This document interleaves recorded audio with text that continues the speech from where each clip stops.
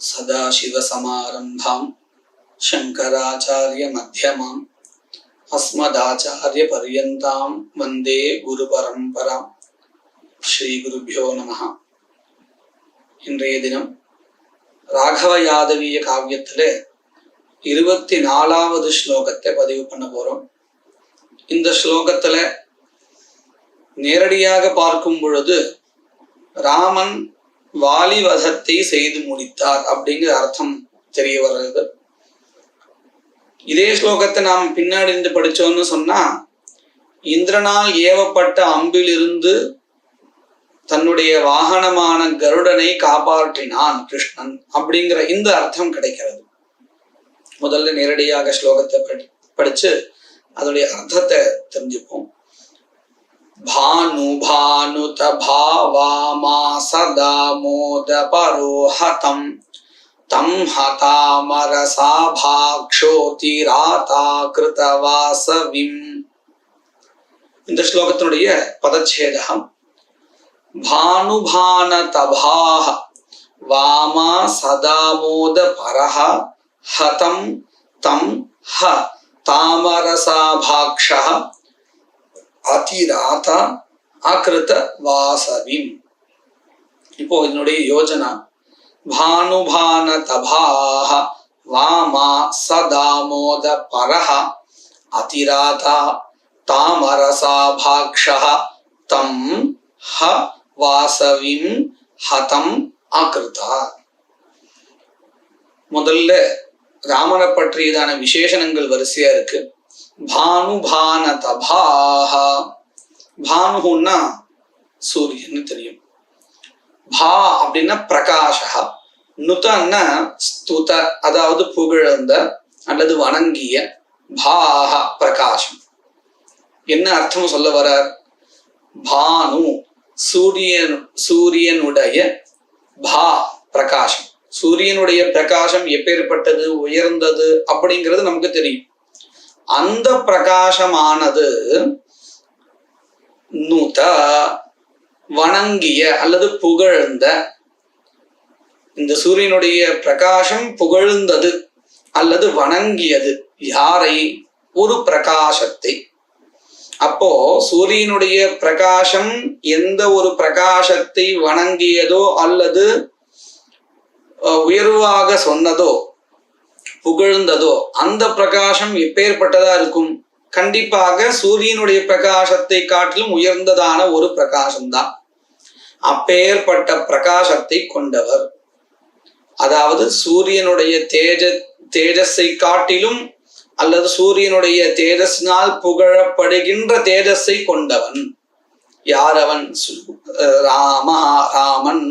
பானுபான தபாஹா, ராமனுக்கு விசேஷம். இன்னொரு விசேஷம் வாமா சதாமோத பரஹா. வாமாக அப்படின்னா ஸ்திரியஹான்னு அர்த்தம். இந்த இடத்துல சீதைன்னு அர்த்தம். சதாமோத பரஹா, எப்பொழுதும் ராமனிடத்தில் இருந்தாச்சுன்னு சொன்னா சீதைக்கு சந்தோஷம் மட்டும்தான். நான் காட்டுக்கு வந்திருக்கா கஷ்டப்படுறாங்கிறது இல்லை. ஏன் இப்படி சொல்றார் கவி? இந்த விஷயத்தை ஏன் இந்த இடத்துல சொல்லணும் அப்படின்னு சொன்னா, எத்திர ஸ்திரியா ரமந்தே தத்திர தேவதாக ரமந்தேன்னு நம்முடைய ஸ்மிருதிகள்ல சொல்லப்படுறது இல்லையா? எந்த இடத்துல பெண்கள் சந்தோஷமாக இருக்கிறார்களோ அந்த இடத்தில் தான் லக்ஷ்மி குடி இருக்கிறாள் அப்படின்னு சொல்றான். உயர்வான பெண்கள், அதையும் மனசுல வச்சுக்கணும். சீதை அப்பேற்பட்ட உயர்வான பெண். அந்த உயர்வான பெண் நல்ல பதிவிரதையாக இருக்கக்கூடிய பெண் சந்தோஷமா இருந்தால் அந்த இடத்துல லக்ஷ்மியானவள் வாசம் செய்கிறாள் நம்முடைய ஸ்மிருதிகள்ல சொல்லப்படுறது. அப்பேற்பட்ட சீதை பதிவிரதை, சந்தேகமே இல்லை. இந்த சீதையானவள் சதாமோத பரஹா, எப்பொழுதும் ராமனிடத்துல இருக்கும் பொழுது சந்தோஷமாகத்தான் இருந்தாலாம். அப்பேற்பட்ட சந்தோஷத்தை ஏற்படுத்தக்கூடியவர் இந்த ராமன் அப்படிங்கிறதுனால வாமா சதாமோத பரஹா அப்படின்னு அவருக்கு விசேஷனம். அடுத்து இன்னொரு விசேஷனம் அதிராதா, அத்தியந்தம் ராதா. ராதான்னா தாத்தான்னு அர்த்தம். எதெல்லாம் கேட்டாலும் கொடுத்துருவாராம். எதை கேட்டாலும் கொடுத்துருவார். அதனால்தான் அதிராதா, அத்தியந்தம் ராதா தாத்தா. தாமரசா பாக்ஷா, தாமரசம், தாமரசம் பங்கேருகம்னு சொல்லப்பட்டிருக்கு. அதாவது தாமரைன்னு அர்த்தம். இந்த இடத்துல எப்படி சொல்ற அப்படின்னு சொன்னா, தாமரசஸ்ய ஆபா, ஆபான பிரகாஷா, தாமரையினுடைய அழகுன்னு அர்த்தம். அந்த அழகை போன்ற அழகை கொண்ட 2 கண்கள், அந்த அழகான கண்களை கொண்ட ராமன். தாமரசாபாக்ஷா, தாமரசாபா அப்படின்னு சொன்னா தாமரையினுடைய அழகு, அந்த அழகை கொண்ட 2 கண்கள், அப்பேற்பட்ட அழகான கண்களை கொண்டவன் தாமரசாபாக்ஷா. இப்பேற்பட்ட இந்த ராமன் தம் ஹ அப்படிங்கிறது தனியா வச்சுப்போம். தம் அவனை, எவனை, வாசவிம், வாசவிஹி, வாசவஹா அப்படின்னு, வாசவோ விருத்ரஹா வருஷா அப்படின்னு இந்திரனை சொல்றதாக இருக்கு இந்த பதம் வாசவஹா அப்படின்னு அமரகோஷத்துல பார்க்கிறோம். அவனுடைய பிள்ளை, இந்திரனுடைய ஸ்வரூபமாக இருக்கக்கூடியதான வாலின்னு அர்த்தம். வாசவிஹி தம் வாசவிம் ஹதம் அகிருதா, இறந்தவனாக ஆக்கினான் அப்படின்னு அர்த்தம், கொன்றான். இப்படியாக வாலி வதமானது இந்த ஸ்லோகத்துல சொல்லப்படுகிறது. இதே ஸ்லோகத்தை நாம பின்னாடி இருந்து படிக்கும் பொழுது என்ன அர்த்தம் கிடைக்கிறது அப்படிங்கிறது முதல்ல ஸ்லோகம். விம்சவாத கிருதாராதிக்ஷோபாசார மதாஹதம் தம் ஹரோபதமோதாசமாவாபாதனுபானுபாஹ.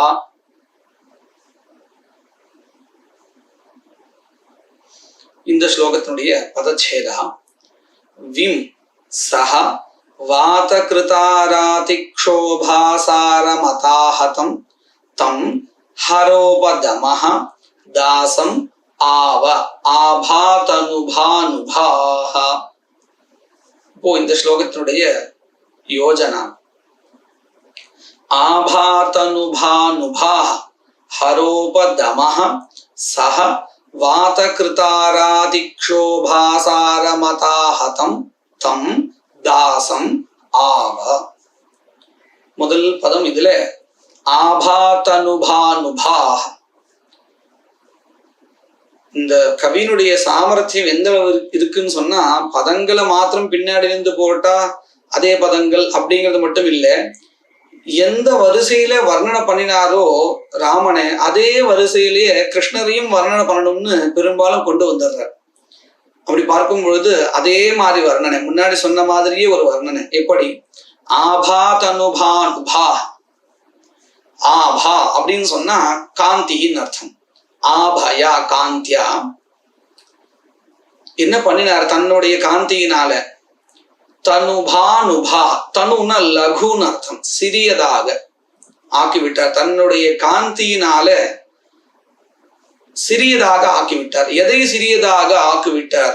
பானுபாஹ, பானுன்னா சூரியன், சூரியனுடைய ஒளிய சிறியதாக ஆக்கிவிட்டார். அப்படின்னா என்ன அர்த்தம்? இவருடைய பிரகாசம் அதை விட இன்னும் அதிகமா இருக்குன்னு அர்த்தம். அர்த்தத்திலையும் பின்னாடி இருந்து முன்னாடி வரும்படி பண்ணிட்டார். முன்னாடி என்ன சொன்னார்? போன இதே ஸ்லோகத்தை நேரடியாக படிக்கும் பொழுது ராமனை புகழும் பொழுது எப்படி சொன்னார் அப்படின்னு கேட்டா, சூரியனுடைய ஒளியானது யாரை துதிக்கின்றதோ, யாரை வணங்குகின்றதோன்னு இப்படி கொண்டு போனார். இப்போ அதே மாதிரி அர்த்தத்தை தான் கொடுக்கணும், ஆனா பின்னாடில இருந்து ஆரம்பிச்சு கொடுக்கிறார். எப்படி? பகவானுடைய அந்த பிரகாசமானது சூரியனுடைய பிரகாசத்தை குறைவானதாக ஆக்கிவிட்டது, சிறியதானதாக ஆக்கிவிட்டது அப்படின்னு சொல்றார். எவ்வளோ சாமர்த்தியம் இந்த கவிக்கு இருக்கு, எவ்வளவு யோசிச்சிருக்கார் அப்படின்னு பார்த்தா ரொம்ப வியப்பா இருக்கு. ஆபாதனுபாஹ, தன்னுடைய காந்தியினால சூரியனுடைய ஒளியை சிறியதாக ஆக்கியவர் எவர் அப்படின்னு கேட்டா கிருஷ்ணன். ஆபாதனுபாஹ ஹரோபதமஹா அப்படின்னு அர்த்தம். ஹரஹானா சிவன். இந்த கதைகள்ல அந்த கதை, அந்த சிவனுடைய சக்தியை ஹரோபமா, ஹரோப தமஹ, தமஹான்னா அடக்கியவர் அப்படின்னு அர்த்தம். சிவனுடைய சக்தியை அடக்கி வைத்தவர் அப்படின்னு அர்த்தம். அடுத்தது, இப்பேற்பட்ட இந்த கிருஷ்ணர் சஹா என்ன செய்தார்? வாத கிருதாராதிக்ஷோபாசார மதாஹதம். கருடனை காப்பாற்றினார். எப்பேற்பட்ட கருடனை அப்படிங்கிறது ஒரு நீட்ட பதத்தினால சொல்றார். இந்த கருடன் எப்பேற்பட்டவர் அப்படின்னு சொன்னா, தன்னுடைய இறக்கையினால ஒரு இப்படி இறக்கையை பறக்கும் பொழுது மேலையும் கீழியுமா ஆட்டும் இல்லையா, அந்த சமயத்தில் ஏற்படுகின்ற அந்த காற்று இருக்கு, இந்த காற்றினாலேயே எதிரிகளை கலங்கடிக்க செய்பவராக இருக்காராம். யாரு? கருடன். அப்பேற்பட்ட கருடனை இந்த கிருஷ்ணர் காப்பாற்றினார் அப்படின்னு சொல்றதுக்காக ஒரு பெரிய பதம். வாத கிருதாராதிக்ஷோபாசார மதாஹதம். எப்படி இந்த அர்த்தம் இதுல கிடைக்கிறதுன்னு பாருங்க. வாதன காற்று. எப்பேற்பட்ட காற்று? தன்னுடைய அந்த இறக்கை அந்த இறக்கைகளை அசைப்பதினால் ஏற்படுகின்ற காற்று. இந்த காற்றினால என்ன செய்கிறார்? கிருத செய்த. எதை செய்கிறார்? அராதி க்ஷோபம். அராதின்னா எதிரி, க்ஷோபன்னா நாசம். இப்படி தன்னுடைய இறக்கையின் அசைவினால் ஏற்படுகின்ற காற்றினாலேயே எதிரிகளை கலங்கடிக்க செய்பவர் யாரு? கருடன். அப்பேற்பட்ட ஒரு பலசாலியானவர் இந்த கருடன். இப்பேற்பட்டவர். அதனாலதான் என்ன பண்ணினா, இந்த இது இப்பேற்பட்ட சக்தியை கொண்டவர் சொல்லுக்காக சார மதாஹதம். சாரம்னா என்னது? பலம். மதாஹதம் அபிமத ஹானி. அதாவது எதிரிகளை இந்த காற்றினாலேயே அடிப்பதுனால அவர்களுடைய அபிமதம் இருக்கே, நான் தான் என்கின்ற ஒரு கர்வம், அதை போக்குகிறாராம். எப்பேற்பட்டவர் தன்னுடைய இறக்கையின் காற்றினால் எதிரிகளை கலங்கடிக்க செய்து பலத்தை போக்கி அவர்களுடைய அகங்காரத்தை போக்குபவர். அப்பேற்பட்டவரை திதியா பக்தி ஏகவச்சனம். வாத கிருதாராதிக்ஷோபாசார மதாஹதம் தம். அப்பேற்பட்டவரை யாரை? பக்ஷினம் கருடம், கருடனை. அது மட்டும் இல்லை, அவர் யார்? தாசம், இவருடைய வாகனம்னு அர்த்தம். தாசனாகிய கருடனை ரட்சித்தார். எதிலிருந்து? இந்திரனுடைய பானத்திலிருந்து ரட்சித்தார். இப்படியாக ஸ்லோகத்தை பின்னாடி இருந்து பார்க்கும் பொழுது கிருஷ்ணர் எப்படி கருடனை காப்பாற்றினார், எப்பேற்பட்ட கருடனை காப்பாற்றினார் அப்படிங்கிறது இந்த ஸ்லோகத்திலிருந்து தெரியாது. மேற்கொண்டு ஸ்லோகங்களை வரக்கூடிய பதிவுகளில் பார்க்கலாம்.